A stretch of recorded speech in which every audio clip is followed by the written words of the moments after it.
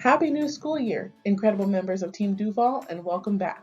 Cecile Wallace here again, and I'm the Evaluations Supervisor. I am here to remind you of the changes that took place with the Paraprofessional rubrics. Last year was the first year where we implemented the new rubrics, and they were received with fantastic, positive feedback. Remember, these rubrics were created out of a conversation between current paraprofessionals, the union, and our team, who all had the desire to create evaluation documents that better reflected the duties and responsibilities of the various paraprofessional roles.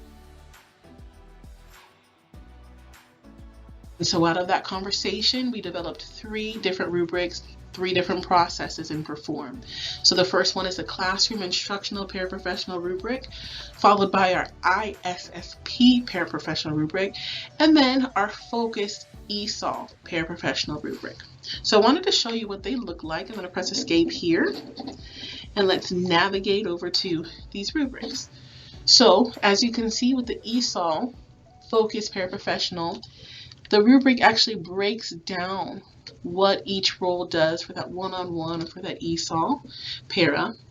And what I also like about these new rubrics is that the language is more closely related to the language of the teacher rubric, because paraprofessionals and teachers do similar things. So instead of having the outstanding, unsatisfactory, or satisfactory, we now have highly effective, developing needs improvement, and unsatisfactory. Also, we have domains. So you see domain 1 here, domain 2, 3, and 4. And then we have the competencies within each of the domains and the specific language here.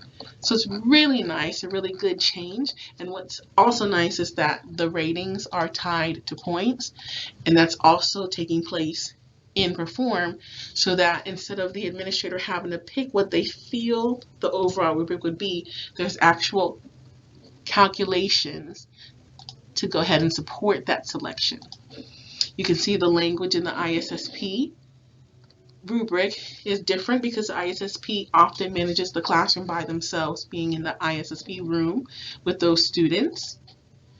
And then finally, that classroom instructional, or the ESE, non-focused paraprofessional rubric, is here as well.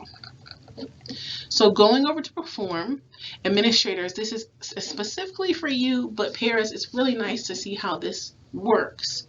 When you're assigning a process, you want to make sure, administrators, that you go to My Staff. I'm clicking HR Tools here because I'm HR, but you all will click My Staff, and then Staff. And then you're going to click the Not Evaluated tab, because that's going to show you who does not have a process yet assigned. I created an account so that we didn't have to use someone's actual name. And so we see our paraprofessional friend here. We're going to click Start a Process on that line. Make sure you verify the name here of the para you're choosing. And then for process name, you're going to select Evaluation. For the process type, I'm sorry. For the process name now, you're going to select one of the 3 choices here. We'll choose ISSP, but you choose whatever role is applicable to the para you're working with.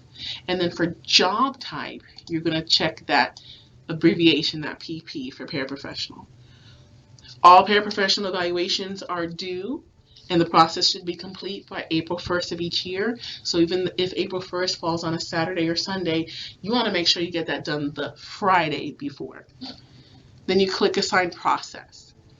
Once you assign process, they disappear from the Not Evaluated tab, and so now you have to jump over to the Evaluation tab. Find that para's name, here we go, and you're going to click View. View is much easier to work with when you're evaluating.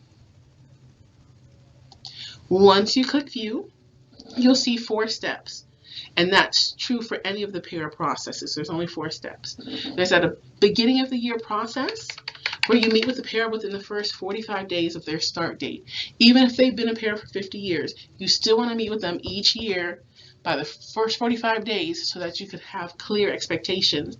But this year especially, since these rubrics are new, if you find that the para is struggling throughout the year and you need to put them on a growth plan, you need to notify that para, and para listen up. You should be notified by January of each year. and you'll have it in writing as well as on Perform, and you guys will do that growth plan together so we can support you. If your para is doing fine and you don't need a growth plan, you don't need a conference, administrators just come over here and remove that step so that you don't have a bulky process. Finally, at the end of the year, you want to meet with the para probably towards the end of March, but definitely before April, and have the evaluation meeting for the final end of the year evaluation. And this form accompanies that.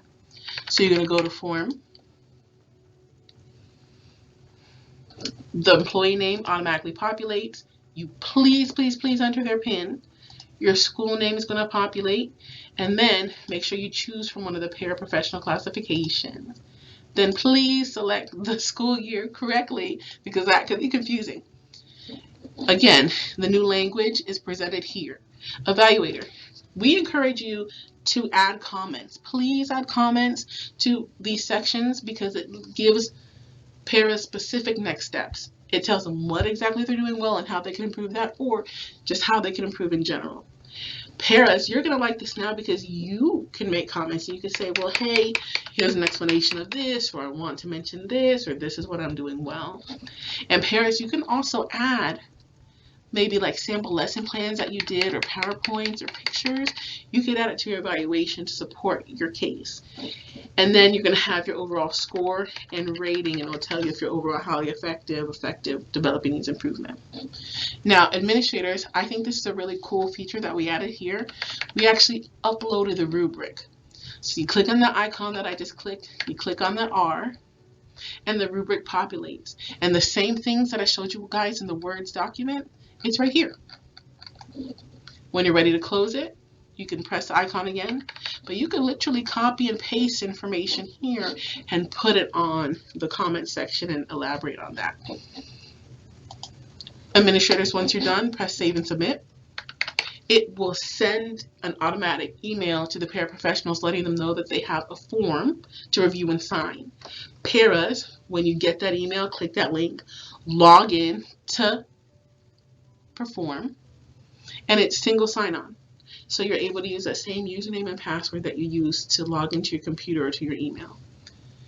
When you get there, you can click this signature box here. Click it, press signature, you'll see the little number that's waiting for you. Or you can come to the left-hand side and click it there. So super easy, super straightforward. So I just wanted to recap. Administrators, a process must be assigned in order to evaluate any employee. Once the process is assigned, it brings all of the tasks that are due for the entire year, which is super convenient. Please select the correct para process because now there are 3 from which you can choose. ESE, if they're not focused or one-on-one para, then they're going to use that classroom instructional rubric. And then finally, please meet with all paras. And paras, please meet with your administrators within the first 45 days of your start date, even if you're a veteran para.